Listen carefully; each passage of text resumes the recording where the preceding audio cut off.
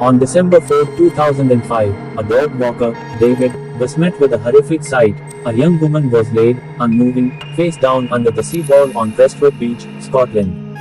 As everyone should, David contacted the police, who arrived within 10 minutes of the report being made. From the belongings beside her, it was quickly found that the woman was Annie Börjesson, a Swedish woman who lived in Edinburgh. But how did it get to the point she was found dead on a beach 80 miles from home? The day before she was found, Annie was excited to fly back to Sweden from her beloved home for a Christmas trip and was preparing for things to run smoothly upon her return to Scotland. She booked an appointment with her hairdresser for the following week and paid a month ahead of her rent. CCTV cameras caught her at Prestwick Airport, alone and heading towards checking in for her flight. For an unknown reason, Annie turned around and walked right out, heading towards the beach. The next time she was seen was when she was found dead. Between then and her discovery, there is one report of a witness sighting, but it's unconfirmed and holds massive speculation. The Scottish authorities sent a letter to the Swedish embassy claiming a witness reported seeing someone matching Annie's description standing at the water's edge around 4:30 p.m. The witness later came forward, saying they had never said that.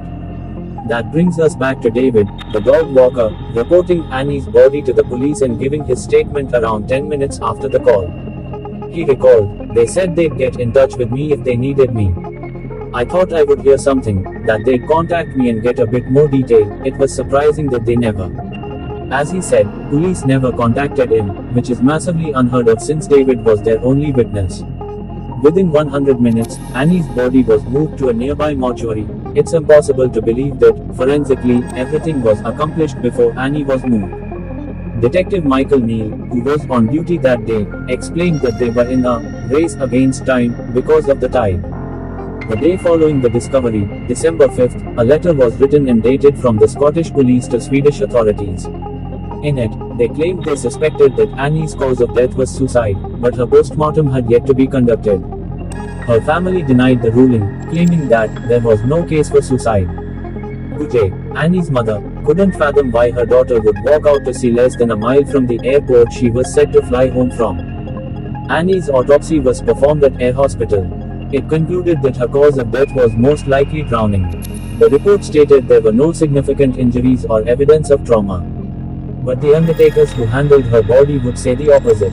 The undertaker who handled sending Annie's body back to Sweden wrote in a letter about the state they had received her body. They said Annie had significant bruising to her body which for reasons I cannot explain, I believe were not included in the autopsy report. They stated that the condition of her body was extremely poor. It added, "I find this to be quite unusual considering the circumstances of her death."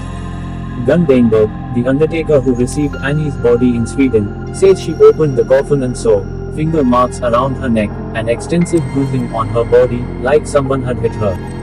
She also described Annie's beautiful long blonde hair she had when captured on CCTV was now roughly cropped, and there was a bald patch, as though someone had grabbed it and just pulled it out.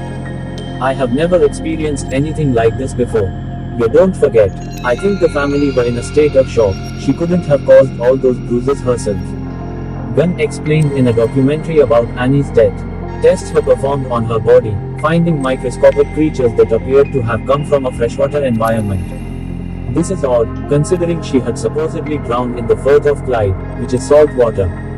Later, while working on a documentary released in 2023, journalist Hazel Martin reached out and filed a Freedom of Information request for the photos taken during Annie's first post-mortem examination. She was refused as it was not, in the public interest, for them to be released.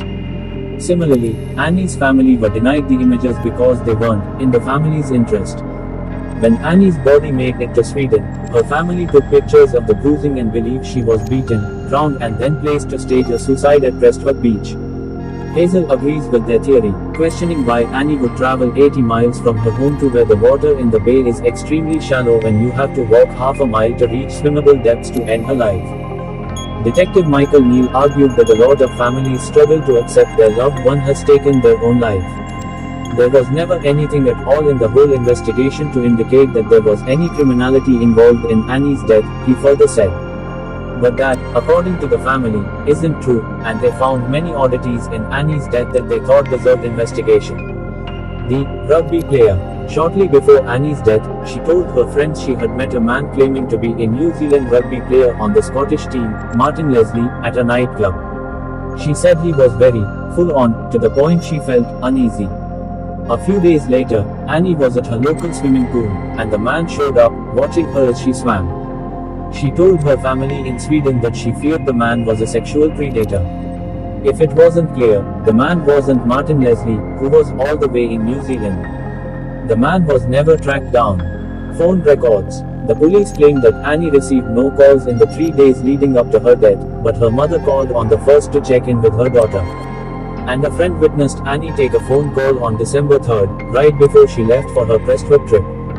2 days before her death, Annie reportedly called family in Sweden from a payphone, saying she was worried someone was listening to her mobile calls. U.S. intelligence. Emmy Award-winning U.S. journalist Christina Börjesson had built her reputation on investigating secret services in America. She reported around the time of Annie's death that U.S. intelligence was flying suspected terrorists worldwide. Notably, they used Prestwick Airport to get prisoners from the Middle East to prisons like Guantanamo Bay. The theory is that agents mistook Annie for a suspect, leading to her death. Adding weight to this theory, another journalist requested to see the correspondence between the Swedish and Scottish governments regarding Annie's death. He was refused since any material relating to Annie could harm their relations with a foreign state.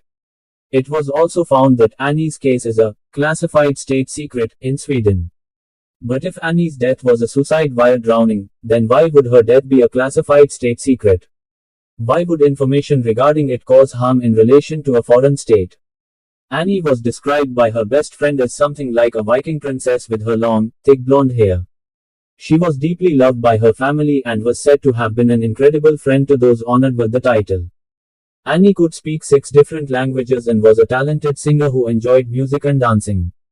People have said she was chatty and lively. A co-worker turned friend noted she was just a very happy, lively girl.